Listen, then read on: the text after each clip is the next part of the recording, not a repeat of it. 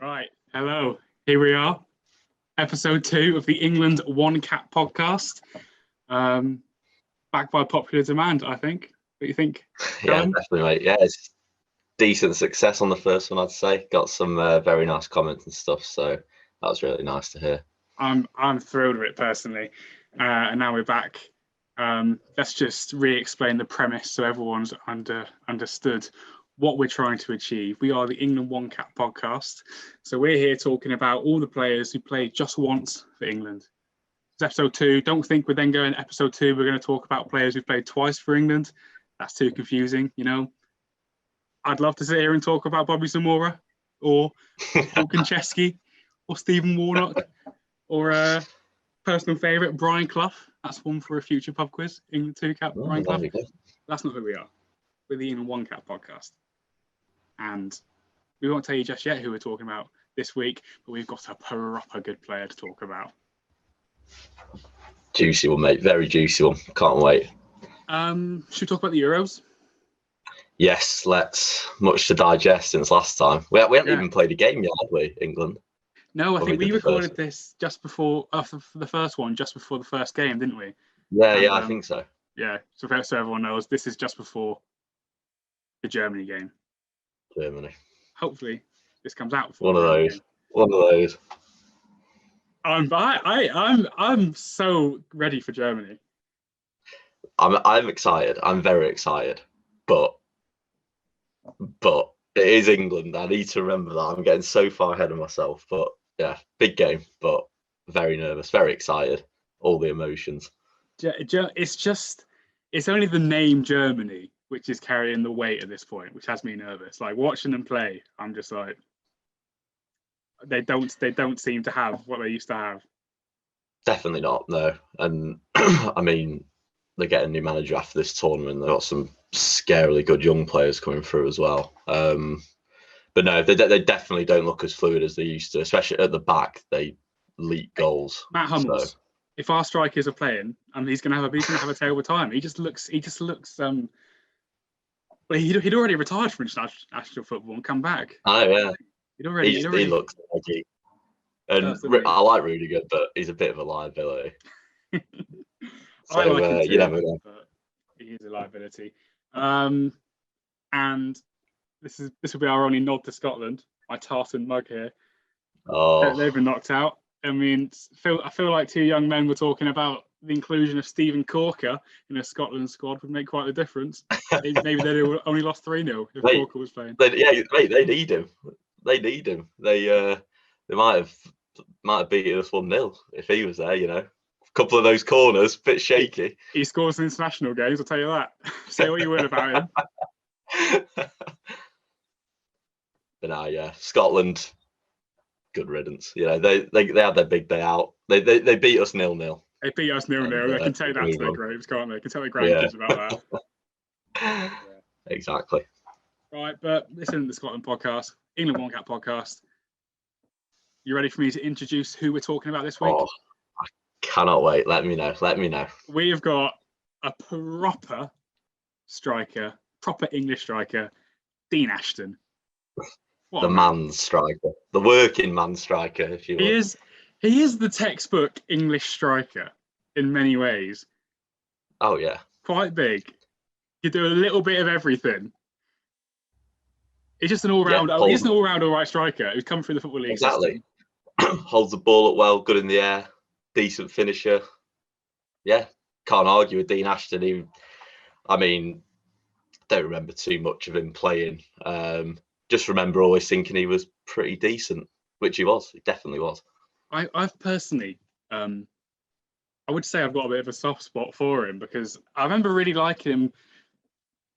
The 04-05 season, I would consider like my first season as a football fan, really. Definitely. Yeah, same here, yeah. Yeah, like I remember Rooney's goal versus Newcastle. Do you remember that on the volley? Oh, yeah, that was the first goal I saw, and I was just like, what is this? I want to see more of this. What is this Premier League? and then it seems funny now. One of the things that made me fall in love with the Premier League wasn't the title scrap; it was the relegation scrap that season. Was it Norwich, Southampton, Palace? West Brom, all could go down last game of the season. Amazing. Crazy. It's always one that you look out for when you like watch Premier League years and stuff. Yeah. Because like the cut into the different grounds on that day, it's so Great, good. yes. They used to have on FIFA 06. Do you remember they used to do the season highlights from the season before? Yeah. I used to watch that like 3-minute video over and over because it was just it seemed fictional almost. It was so dramatic. It's crazy because like West Brom, it was West Brom that stayed up as well, and they hadn't been out of the bottom three since like Christmas or something. Yeah, they were dead bottom, weren't they? They're bottom at Christmas. Yeah, crazy. Yeah, and of course Dean Ashton, for those who probably didn't make it clear, was playing for Norwich at that time. Unfortunately, they weren't relegated. They were relegated, but we're jumping ahead. That's not where his career started, was it? He started mighty Crewe. Yeah, down the road from me. May I say? But you pass the big statue of him every day, don't you? Yeah, they're for all to see. So he's born and raised in Swindon. I heard the other day he's never supported a football team, despite being football mad, which is quite. I find it such a weird idea. Yeah, so he never supported a team. He backed the teams he played for. I think he loves a day out of West Ham now, to be honest. Which is fair enough, I'd imagine. Yeah, it's great going to West Ham. Flat caps on. Yeah, Dean Ashton loves the flat cap, you know it. Pass it on. Dean Ashton loves the flat cap. It was his wedding anniversary the other day, by the way. So happy wedding anniversary, Dean. Yeah, congratulations, Dean. Congratulations. It was a good one. It was a good one.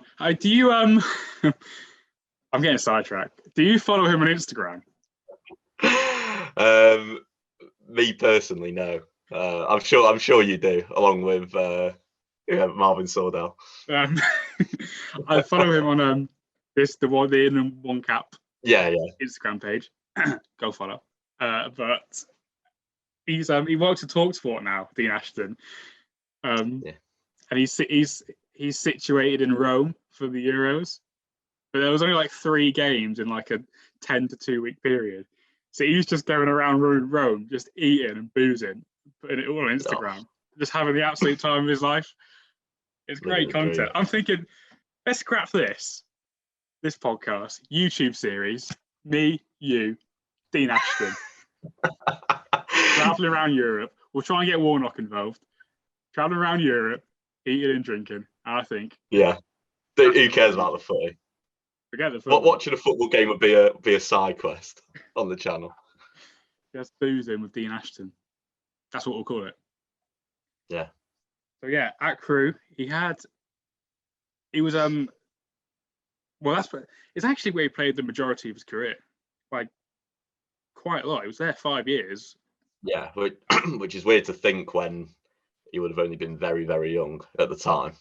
But yeah, 5 years. Quite a lot of goals, mate, wasn't it? Quite a lot of goals. 74 goals, yeah, in 177 games. Wowzer. It's a lot, isn't it? Very bloody respectable numbers. So I think at the time, Crewe were to and from the Championship, weren't they? Kind of a bit up and down. I can't say I really remember Crewe being in a Championship. Again, I do. Like we said, 04-05 was the season I got into football. Well, that was more Premier League. The first Leeds games I went to, I think I might have gone to one that season, but 05-06 and 06-07, I definitely went to a few more. And I do remember Crewe being in the Championship when Leeds were in there when we first got relegated. But I never actually went to a Crewe Leeds game until we were in League One a few years down the line. So yeah, can't comment on Dean Ashton at his time at Crewe, I'm afraid. But I've got friends who say it was just absolutely class for them. So take their word for it. Well, I mean, I'm taking Wikipedia's word for it. The best source of information on the internet, may I add. Yeah, this podcast could quickly become me reading Wikipedia pages I've found. I swear I said this to you before. I think it's scientifically proven there isn't a footballer's Wikipedia page that isn't interesting to me. I can read any Wikipedia page head to bottom. Oh, you just you get lost sometimes just going football to footballer, especially when you read about interesting stories about altercations between footballers and like an injury or something, and then you click on their page, go through them. I was like, I'm glad I got this podcast now, because otherwise, if I'm up at 2 a.m. reading about Dean Ashton's career at Crewe, it would be sad. But now I've got some sort of excuse for it. Yeah. So yeah, awfully successful at Crewe. He left the mid-season in the previously mentioned 2004-2005 season to go to Norwich. Do you know what happened to Crewe that year after he left? Have you seen I assume. Did they get relegated? No, because they were in the top half of the table when he left. They proceeded to go winless for 18 games and then won their last game of the season to stay up by 1 goal. Oh, wow. Like and that just shows like that guy was pulling them all season. Yeah. Mate, must have been. I mean, yeah, didn't know that. That's absolutely crazy though. Like, just the absolute highlight of what he must have, given to that team. And yeah, to Norwich, like we said, that he went next. Yeah, that's the biggest yo-yo team going, Norwich. Yeah. They're like the grand old Duke of York, aren't they, Norwich? Up and down. Can't work out if they're up or down. I'm so bored of teams like Norwich. I'm just like, I know. Just stay in the Championship. Let someone else have a go, please, because you're just going to go down again. So glad Brentford in the Prem, even though I don't really like them, but it's just refreshing because we've got Norwich with them, which is just, yeah. I'm thrilled for Brentford to be there. I love Brentford as a club, to be honest. I think they're a very well-run club, very active. Yeah, I've got a lot of respect for them. But yeah, 3 million Norwich signed for Ashton, was it? Nothing, isn't it? Nothing. Yeah, but club record transfer at the time. Yeah, that's true. But for a player of his quality now, you think 3 million. What's Norwich just sold that Buendia, whatever. Oh, Buendia, yeah.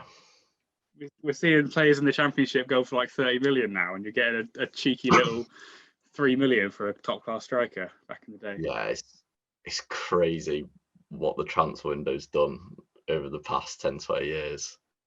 Like you say, some of the Championship players now that go to Prem teams or even bigger Championship teams, and you're talking at least 15 million, if not even more sometimes.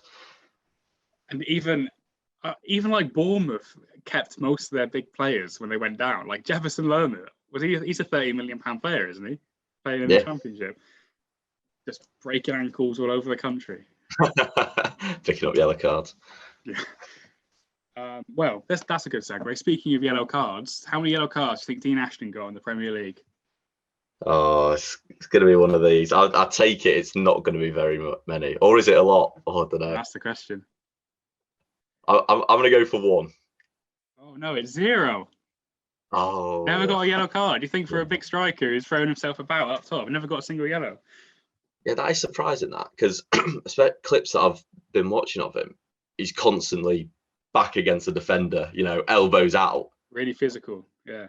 Yeah. I was like Peter Crouch-esque with his, going up in the air and leaving one in on the striker. One of those. But yeah, that's very surprising. So yeah, he goes to Norwich in an attempt to keep them up, and they don't stay up. But we're not blaming Dean Ashton for that at all. We're blaming, it's just nature for Norwich to go down. You can do anything just about Norwich, that. Isn't it? That's the excuse. But he stayed with them when they went down until the previous January.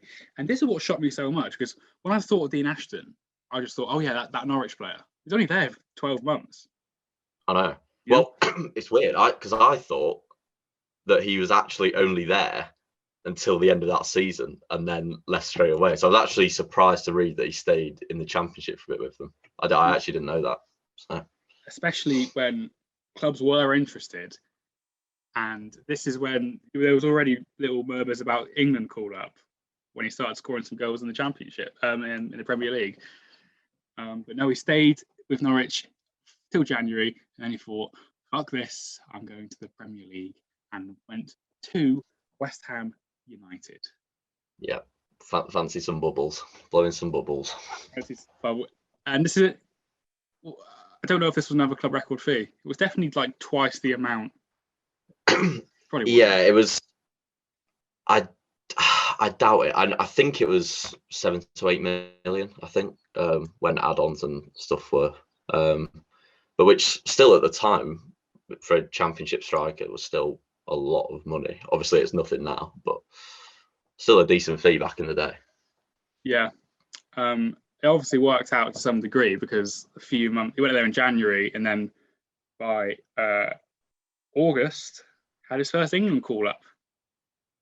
But yeah, it's not a straightforward story from there, is it, Callum? It's like a Shakespearean tragedy of Ashton, isn't it? It's just the turmoil. But yeah, first England call up. I've got a lot of West Ham family members who are big fans, and they're very passionate about players that get called up for England. And yeah, I remember him being absolutely delighted for Ashton, that they all absolutely loved him. And then yeah, disaster struck. If you had to say the most 2006 England squad sentence, it's Dean Ashton injured on England duty due to a tackle from Sean Wright-Phillips. It's horrible to laugh at, but it's just so funny, isn't it? It is just funny, isn't it? I'm sorry, Dean. Yeah, sorry, Dean. It could have been John Terry that injured him, and we'd have skipped over that. We'd be on the next sentence by now. But the fact that it was Sean Wright-Phillips. Man, he didn't really give much that England squad. I'm sorry. I remember there was so much hype about Sean when he came through. Yeah, I would have loved to have seen footage of that tackle, because Sean Wright-Phillips doesn't strike me as a physical player. Yeah, I know. He must have just caught him so perfectly in the ankle. Yeah, I'd want to know context. I wonder if Ashton had left one in on him or something. A bit tried to give him a tender tap and put him out for the season. So yeah, this isn't where he got his England call up, and I think out of all the England one caps, he's probably the closest to not being a one cap, isn't he, Dean Ashton? Yeah, in the definitely. sense that he had one international call up. Yeah, and you could also argue, you could argue both ways, because you could say that he was not likely to be a one cap because all of his injuries and stuff, he was likely to get a cap full stop before he stopped playing. Yeah. But also, the call-ups that he got, he should have had more caps. So it's a weird one that he was only a one cap. Although he might consider it a blessing in disguise, because he managed to then be injured for the entirety of Steve McLaren's England reign. So he did. That might have been. It was McLaren that called him up first. Yeah. McLaren called him up. He because Sven left off the 06 World Cup, which was fiercely debated about whether Ashton should have gone to the 06 World Cup. Yeah. I mean, what I don't know what strikers we took there. Obviously, Rooney and Owen. I assume Defoe. Heskey, probably. I was looking at this today. I think it was Rooney, Owen. Sorry, an unfit Wayne Rooney at the start of the tournament. Michael Owen and Crouch. Crouch, of course. Crouch scores that. Of course. Yes, against Trinidad, But we may have had Defoe. I don't think I saw Defoe on what I was reading today. No, maybe not. Which is weird, because he was probably in the couple next. Well, we weren't there in 08, but 10 and 12, he was definitely there. This is the debate for 2006, because do you know the Englishman with the most goals that year in the Premier League? Was it Dean Ashton? No, it was Darren Bent. Oh, with 18 goals. God. But he didn't get a look. And I think Marlon Harewood had the same amount of goals as Wayne Rooney. I'm not suggesting Marlon Harewood should have got an England call up. No disrespect. But I know Oh, could you your West imagine? Ham family will be saying, "Give him a call up," but I'm sorry. Yeah, Marlon. But this is the point I'm making. These two strikers were scoring goals, and Dean Ashton, who bear in mind only came back to the Prem in January, was scoring goals, and we brought three outfield players who didn't play, one of which Theo Walcott. It was Really? it was the controversial one at the time, wasn't it? I still lay awake at night trying to work out why he went if he didn't even play. It was really strange. Why would you not bring a player that young unless you really, really rated him and you knew you were going to give him minutes? You know, whereas the strikers you brought was an unfit striker, was Michael Owen, who'd been made of glass for the last 3 years. Oh, so injury prone. Yeah, and I'm not. I love Crouchy, but I mean, it's very specific what his tactic is going to be if we're playing Crouchy up top. You know, I just think we need another striker up there, and Dean Ashton, bit of an all-round striker. Exactly, mate. Would have fit the bill. It wasn't like he was slow. It wasn't like he was bad on the ball. He could finish. You know, definitely would have been worth taking him. And I mean, Darren Bent probably should have got a shout as well. So Darren Bent's a weird one. Like, why am I just say his name like he's just a bit of an average striker? He's got over 100 Premier League goals. Got 18 that year.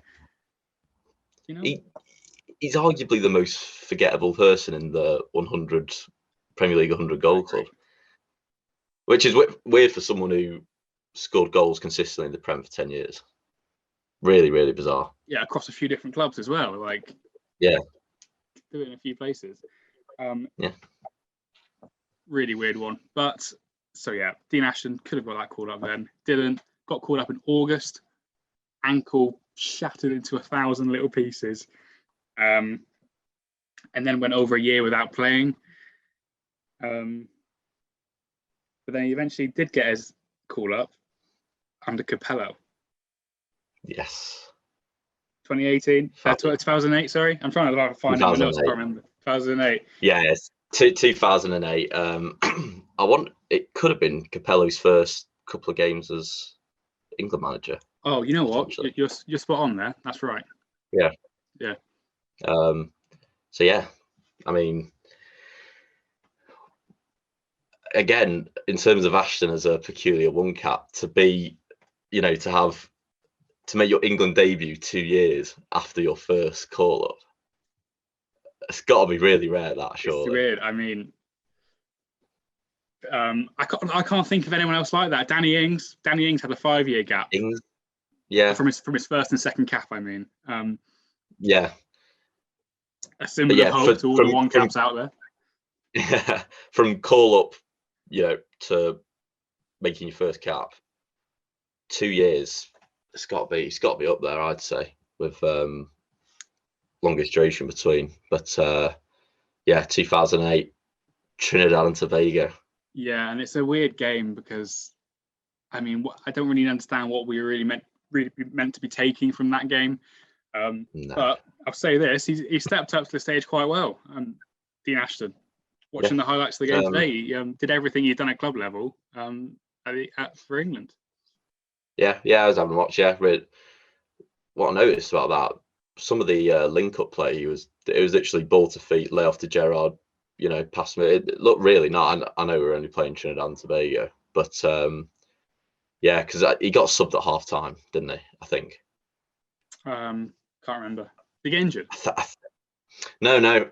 Basically, because obviously Capello, it was Capello's first games and whatnot, and he wanted to give everyone a run out. I think Crouch came on for Ashton, either at half time or quite early in the second half. I'm pretty sure. But yeah, no, from what I saw, played well. Kind of did everything but get a goal, which is a shame because we love a one cap, one goal. But yeah, I know it is a shame. He kind of I don't know why. It always stuck in my mind once when fellow one cap Joey Barham once said his career was based on taking it from better players and then giving it to better players on his side. And it's And I was watching this footage of Ashton. He just kept winning the ball, and it just like, right, where's Beckham or Gerrard? And that. But it just worked so well. And I mean, it worked. Yeah, like you say, every move that I saw was, Beckham, Gerrard into Ashton. He takes it, pass it to the other one, and then let the magic happen. But yeah, saw the highlight. I think he only really had one properly decent chance. I don't know if you saw it. He absolutely skies it over the bar. Still at the end now, mate. Yeah. Oh, bless him. But yeah, unfortunately, only a 45-minute cameo for Dean. I want to be able to repeat stuff I heard in commentary or reviews of that game. Weirdly, all of the reviews about that game are the exceptional performance from Gareth Barry. That's all I've reviewed about that game. Everyone's like, "Oh, Barry's great. Barry was amazing. He should start every game for England." Yeah, it's weird because Barry was great. Coming through in that Villa team, especially around that time, when he was proper box to box. Obviously, when he got a bit older, he kind of just started sitting in. But yeah, honestly, started going to house parties with Adam Johnson and nicking taxis. But we'll ignore that side of him. Oh dear. I don't know if that's legally slander. Bringing up the Adam Johnson. It's fine. He did it. That's not our fault. I could see. Who are we talking about? Dean Ashton. I'm thinking about Adam Johnson stuff now. Yeah. Wait, does Dean Ashton have a middle name, by the way? Just out of interest. He might do. Oh, we were doing middle names last week. Yeah, I don't know. Yeah.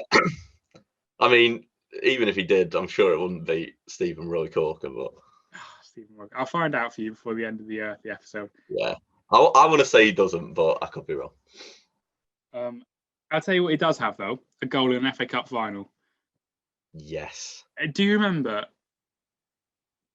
the 2006 FA Cup final? Because I'm quite sure that's the best game ever. It's up there, isn't it? Well, two Liverpool Cup finals within 2 years. The Champions League against Milan. 2 3-3s. Within a year of each other, actually. Yeah, there was season after. Yeah, Champions League 05 and West Ham FA Cup in 06. But yeah, that West Ham game, again, big one for me because got Liverpool and West Ham family. I thought you were going to say you were there then. No, watching at home, but a lot of my family were there. But yeah, crazy game. Don't quite know how Liverpool won that game, actually, because West Ham played really well. Yeah, Dean Ashton coming in with probably the easiest goal he's ever scored in his career. Tapping. Yeah, I think he taps it with his left foot just to improve his left foot stats or something. Yeah, boosted. Yeah. Jamie Carragher scored a horrible own goal that game as well. He loves an own goal, doesn't he? He does, doesn't he? Paul Konchesky with the greatest / luckiest goal ever. Fluky bastard, on it. Is it? Claims he meant it, didn't he? Yeah, Roy Hodgson was probably still looking at that clip when he signed him at Liverpool, surely. Roy Hodgson was just waiting to get England manager, and he's like, "Oh, get me Konchesky." Get forward. Right, back to Dean Ashton. So he's played in the FA Cup final. Then he gets his England called up. Injury. Year out. Plays a bit again. Called up back to England. Plays for England. The world's his oyster. Here we go. We've seen Dean Ashton can play the international stage and do an absolute job. Then shortly afterwards, he's retired because through injuries. And it's really sad. It is really sad because he just signed a nice new contract to West Ham. Was ready to keep doing what he was doing and just be better at it, and hopefully get more England called up. But yeah, I mean, retired at 26. Like, no football player should be retiring at 26. You know what I mean? No, it's just, and that's potentially not even his prime. Yeah, especially a lot of strikers at the minute, they're not hitting prime till late 20s, early 30s. Especially a player whose game is not based on pace. You know, he's getting stronger and stronger. Yeah, but yeah, it's never recovered from that from that Wright Phillips ankle break, did he? Gosh. Where are you, Sean Wright Phillips now, eh? Yeah. You coward. Come on. He's not even a one cap. We can't even do a panorama episode on Sean Wright He means Phillips. nothing. We're giving him too much airtime, if anything. I'm much more of a Bradley Wright Phillips man myself, anyway. Oh yeah, bit more about him. Went to USA for a long time. Okay, the greatest ever player in the MLS. Well, that's top goal scorer. Bar none. But yeah, so it's so sad that we talked about last episode about Stephen Corker having to move around a lot for football, and people don't necessarily realise how hard it is. In the same degree of how hard it can be, people don't realise that your income goes in a second. In a case like this, Dean Ashton. But in fact, he did actually have a lengthy court case trying to get compensation. Yes, I saw this, and I think West Ham did as well, didn't they? Because of his injury. I think West Ham did it first on his behalf, and then he did his own separate one. His private one, his personal one, was he successful? Did he get compensation? Do you know? I think he definitely got something. He must have done, I think. But yeah. I mean, I assume he wanted the remainder of his contract, and he just signed a big contract. So I think that was the issue. About 4 or 5 years, I think. So. Yeah, probably decent payout. But yeah, like you say, it's one of the cruel parts about football. It's why you see so many ex-players, when they finish, they struggle financially, because when you stop being a professional footballer and you weren't like a international megastar, you've got to find your income from either getting back into the game as a coach or manager or being a pundit. This your 2 options. Yeah, and I do. Listen, I'm not saying I have full sympathy for players who, when they finish their career and then they're broke, but because David James played for like 80 years and then he's had to auction off all his stuff because he just pissed his money up the wall. You know, that's different. Dean Ashton, when you're retiring at 26, and you're not thinking about he's won in 10 years of a footballer's wage, and then suddenly it's gone. It's hard. Really hard, mate. Yeah. Like I say, he's back with TalkSport now doing punditry. Well, being paid to go to Rome for a few weeks, but no, I always see him popping up I've seen him on a few different TV broadcasters. I think BT a couple of times I've seen him on. I don't know if you've seen this, and anyone listening, if they want an absolute treat, watch the footage from Mark Noble's testimonial match. I knew you were going to bring this up.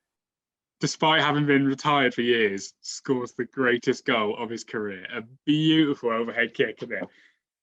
Oh, it's like the was it against Man U? He scored that bicycle kick once. Yeah. Was it better than that? Probably mainly because it was Mark Noble's testimonial. That's always why has Mark Noble not got a 1 cap? The goal of his testimonial. He'd have been episode 1 if he was a 1 cap, Mark Noble. We just saved him for a Christmas special, so we go large. Oh, all that. Yeah.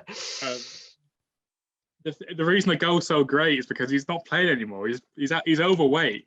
He's like a few stone overweight, and there's this big guy who's pulled off a beautiful overhead kick. So got no hair now either, has he? It's all gone. We all go that way eventually, mate. We'll all be there. So that is the career of Dean Ashton. So far, I mean, he's still knocking about in the football world, punditing, and potentially going to management one day. A career of ups and downs. I asked you this last week, Callum, and I wasn't going to ask you this about Dean Ashton, but I'm going to ask you again because I've been talking about him, I'm just liking him more and more. Fully fit Dean Ashton, which is a rarity. Does he get into your 26-man squad for England in the Euros right now? Right now, it's a hard one to judge However, I think it's quite an easy answer for me this week. I'm going to say yeah. I'm going to say yes for Dean. Oh, really? Yeah, I'm going to say yes for Dean. I'll tell you why. His record just speaks for itself, and every time he played, he looked good. You know. No, I hear you. I really think Dean Ashton would have got quite a few more. I'm not saying he would have got a lot of England caps, but I definitely think he could have got quite a few more if fully fit. Yeah. That is the question we like to end these on. 100% is the answer. He would have got more England caps. That's not even opinion. I think that's fact. If he was fully. Yeah, I mean, just look, Fabio Capello, New England manager, straight away puts him straight in. That is the indication that you need. It's the only indication that you need. And if he stayed fully fit and scoring goals, and he played well in his first game, Fabio would have absolutely stuck with him, I think.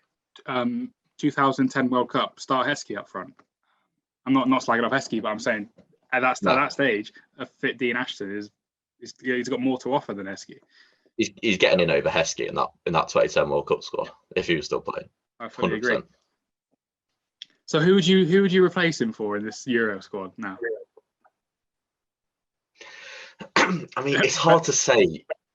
Bear in mind, because last week we did Stephen Corker, and not 2 weeks ago, and we were both quite quick to dismiss Tyrone Mings, who then played the first 2 games and hasn't put a foot wrong in those games. Fair fucking play to him. He's been solid. It's times like that I'm glad we only have like 5 people that listen, because if we had a big fan base, that's getting clipped all day long, isn't it? Me slagging off Tyrone Mings.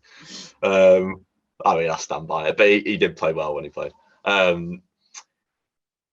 Thing is, it's hard comparing it right now because no one's going to play over Harry Kane in striker. Yeah. And is Dean Ashton better than Calvert-Lewin is now? It's hard to compare. You know what I mean? But if he's going to get in over anyone, it's going to be Calvert-Lewin, because they're probably the most similar kind of player, and it's the only person you can really swap out. It's either him. That is the obvious choice, isn't it? I'm not a massive Calvert-Lewin fan. Potentially Dean Ashton. I am biased towards the one caps. I don't like to say controversial things to upset our fan base. And I think he's a terrific person. I think Marcus Rashford's a bit of an overrated footballer. So I don't really know why he's there. He's not a better winger than our wingers. He's not a better striker than our strikers. So good politician though. So he is a good politician. That's football tournament, isn't it? So yeah. Well, so that might upset a few people, so I'm just going to stay quiet on that one. He's a great bloke, Marcus Rashford, MBE. Don't get me wrong. But I you know what? I shouldn't have said it. I'll cut it out. Nah, keep it in. Right. So, Callum, let's get you on camera saying it. Dean Ashton, was he lucky to get his England call-up? Or should he have got more England call-ups? Go. Dean Ashton should have absolutely got more England caps, more England call-ups, more England caps, more game time for England. Full stop. I should disagree with you for the illusion of drama for this podcast, but I'm going to 100% agree with you, mate. I think there we go. The striker should have got more, would have got more. I feel bad for the bloke. Yeah, absolutely should have got more. Yeah, love you, Dean, if you're watching. Dean, we'll see you in Rome, son. We'll drive over and meet you there. Actually, no, I'll tell you what. 2024 Euros. This would have popped off by then. We'll be mad. We'll get going. We'll get a van together. We'll drive around. Be great. Get going, mate. Can't wait. Make it happen. Right. That's a good place to end it on. This has been the second episode of the England One Cap podcast. Hey, if you like what you see, why don't you just subscribe on YouTube? I think that would help us out quite a bit. Drop us a message. What other one cap you'd like to see? Because we'll be back. We'll be here. We were talking about them whether it's on camera or not. To be honest, Cal. Yep, 100%, mate. thank you all for listening. We'll be with you soon.